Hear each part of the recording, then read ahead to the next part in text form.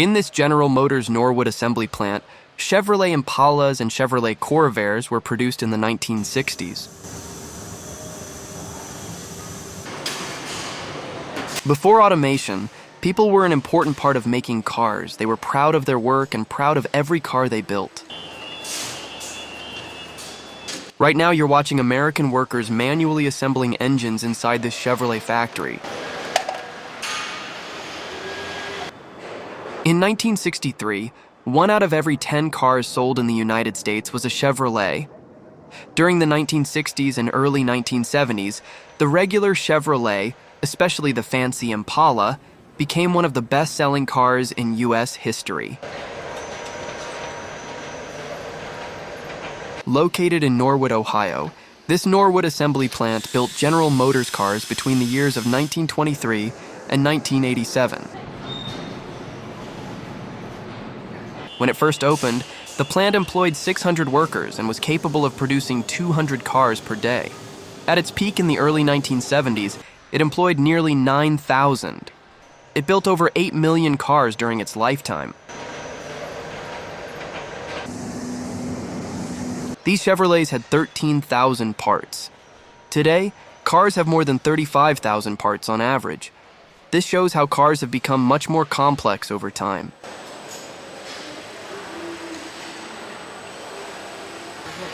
This machine automatically measured dimensions with an accuracy of up to 10,000ths of an inch. To test its efficiency, parts that were intentionally undersized were also fed into the system. It's a clear example of how far automobile factories have advanced.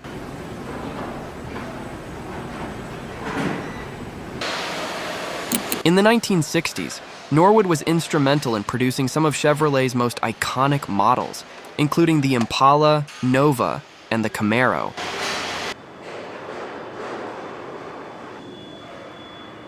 When this film was made, Chevrolet was building over 1.7 million cars every year, offering buyers a huge variety of colors and trims to choose from.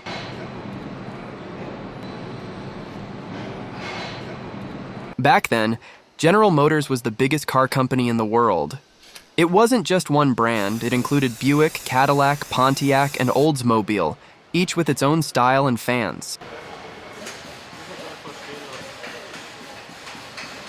The Chevrolet Corvair represented GM's bold, unconventional entry into the compact rear-engine market to rival the Volkswagen Beetle.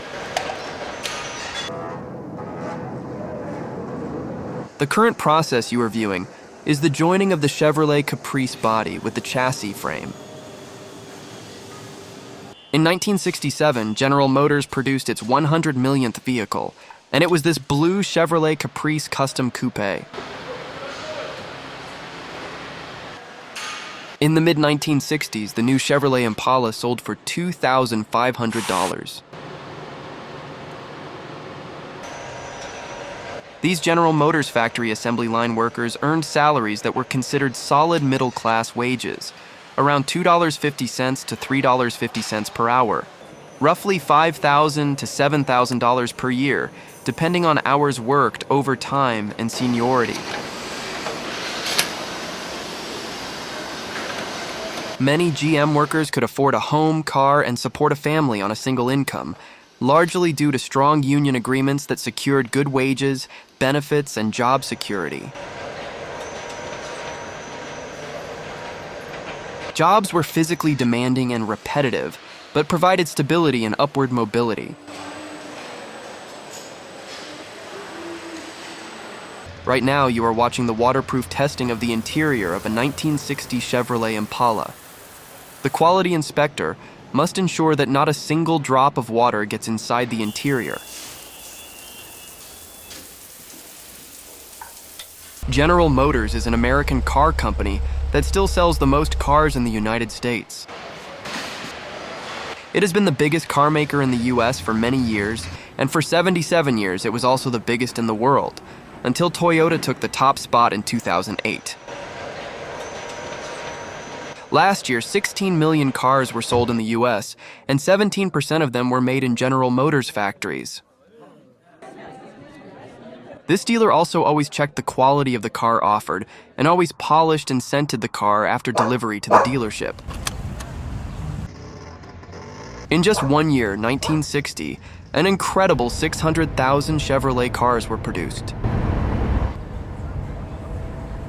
The Chevrolet Impala, Camaro, and Chevelle cars were absolute luxury on American roads in 1968.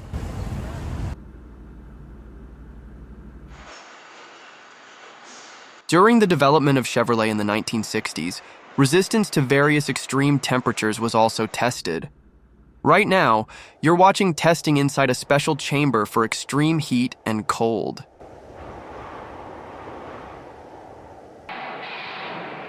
Chevrolet subjected prototype vehicles to extreme climate testing using specially designed environmental chambers that simulated both scorching heat and freezing cold.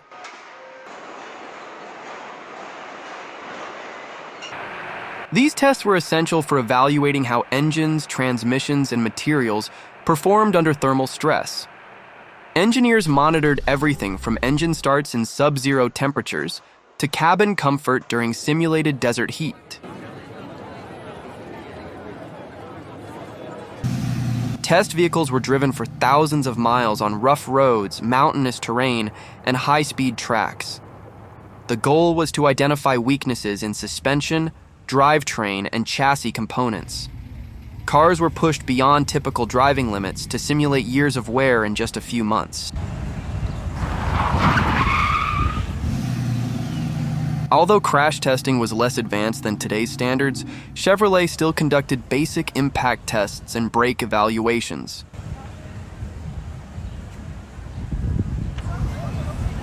Right now, you're watching how the front winching system was also tested, including its strength. It was easily capable of lifting the entire vehicle into the air. Right now, you are looking at a Chevrolet El Camino. In 1959, only 22,000 of them were produced. Today, its low production and bold styling make it highly collectible. Values range from $10,000 to $19,000 for decent driver-quality cars. In the wider context, Chevrolet dominated market share, with GM controlling about 44% of U.S. automotive sales in 1960. The Corvair entered a crowded economy car market. Frontline competitors included the Ford Falcon, Rambler American, and Plymouth Valiant. These rivals typically offered simpler front-engine layouts and strong reliability, while the Corvair's rear-engine design was more unconventional. Right now, you're watching the production of a rare Corvette ZR1. In 1992, only 502 units of this model were built at this factory in Kentucky. Total Corvette production in 1992 was 20,000 vehicles. The ZR1 option alone cost an extra $31,683, nearly doubling the price of a base coupe. Highly praised as King of the Hill, the ZR1 delivered supercar caliber speed and dynamics at a more approachable price. 1992 model updates included bronze-tinted rectangular dual exhaust outlets, ZR1 fender badges, and revised interior instrumentation with black faceplates and repositioned digital speedometer. Right now, you're watching the beginning of the production process in American factories, where Chevrolets were made in 1955. In 1955, Chevrolet dramatically refreshed its full-size car lineup, introducing the celebrated Tri-5 series, the 150, 210, and Bel Air, along with a range of body styles spanning basic commuter cars to upscale sporty wagons and the iconic Corvette.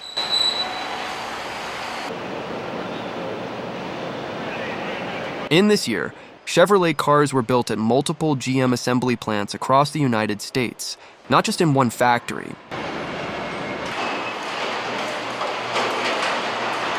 In total, Chevrolet had over 10 active assembly plants building cars in 1955. This widespread network allowed GM to sell cars nationally with reduced shipping costs.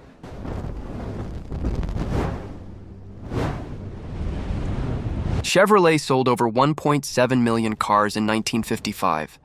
It outsold Ford by about 250,000 units, reclaiming market dominance.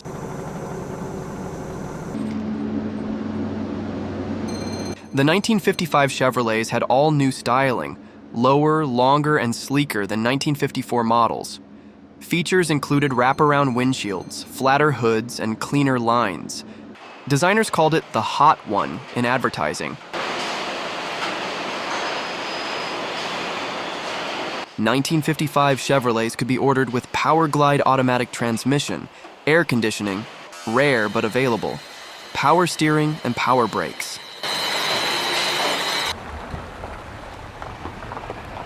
Collectors consider the 1955 to 57 Chevrolets as one of the most iconic eras in American car history.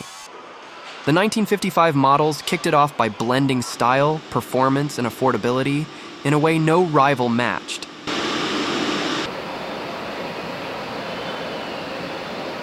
Flint Factory in Michigan was one of the original GM plants and a key site for Chevrolet passenger cars.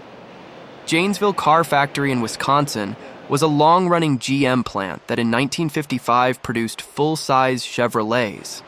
Norwood Assembly Plant in Ohio built full-size Chevrolets and later became famous for producing Camaros.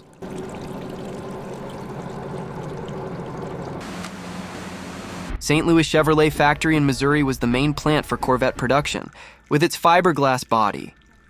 Tarrytown Plant in New York produced sedans and wagons for the East Coast market. Atlanta Manufacturing Plant in Georgia built Chevrolets for the Southeast region.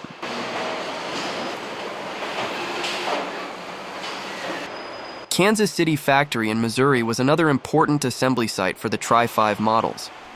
Oakland Car Plant in California supplied the West Coast with Chevrolets. Los Angeles production site in California produced both passenger cars and trucks. By the mid-1950s, the U.S. was the largest car market in the world, producing over 7 million cars annually.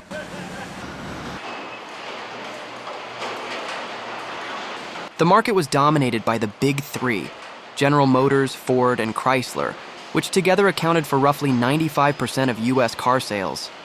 Independent brands like Studebaker, Packard, Hudson, and Nash still existed, but they were losing ground rapidly.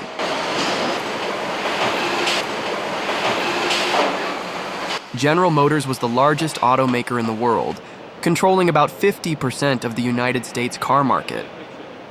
Chevrolet was GM's volume brand and competed head-to-head with Ford for the top sales spot. In those times, automation was increasing, but most labor was still human-intensive, with skilled tradesmen in stamping, welding, and paint. Styling changes every year forced automakers to retool factories annually, which was expensive, but kept customers coming back for the newest look. General Motors and Ford could afford this constant change. Independents often could not, which partly explains their decline.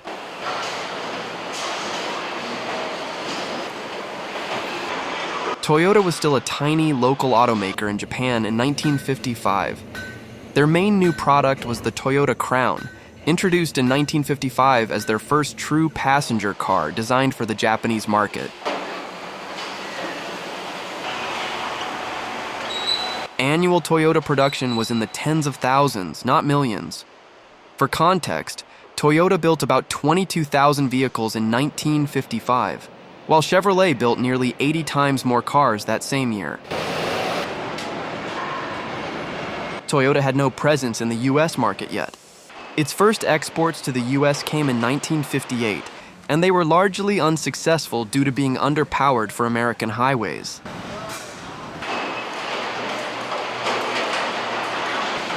The real Chevrolet versus Toyota competition wouldn't begin until the 1960s to 70s, when Toyota started exporting in larger numbers, Corolla, Corona, and challenging Detroit's dominance during the oil crisis era. Right now, you can see how individual body panels are stamped from steel rolls. They will be welded together in the body shop.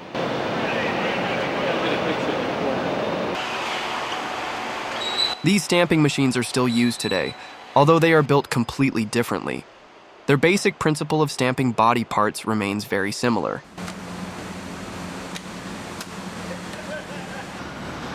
The 1950s were a pivotal decade for American manufacturing, marked by rapid industrial growth and technological advancements following World War II.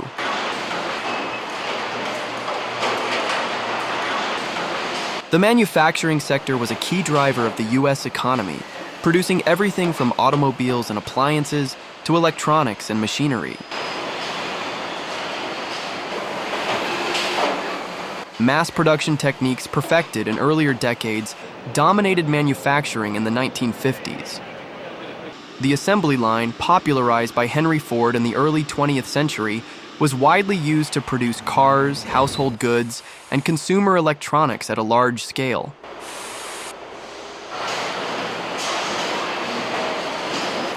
Now you can see for yourself how the painted body is lowered onto the prepared chassis with engine and wheels. This process is very similar in today's modern car factories as well. The 1950s introduced new materials such as plastics and aluminum, which became popular due to their lightweight and versatile properties.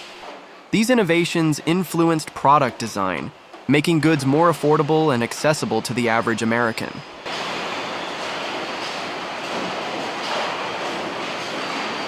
Now, on this assembly line, the wiring is installed and the interior and exterior components of the car are assembled.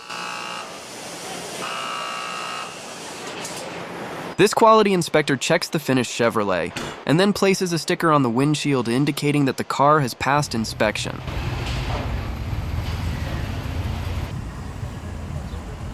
After completion, the cars were parked next to the production hall and then transported by trucks to dealerships.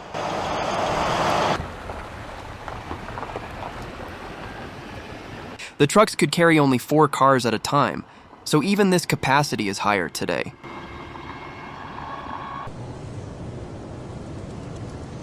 The assembly line was highly refined by the mid-1950s. Plants were regionalized, meaning Chevrolet cars were built in over 10 different factories across the U.S. to cut shipping costs.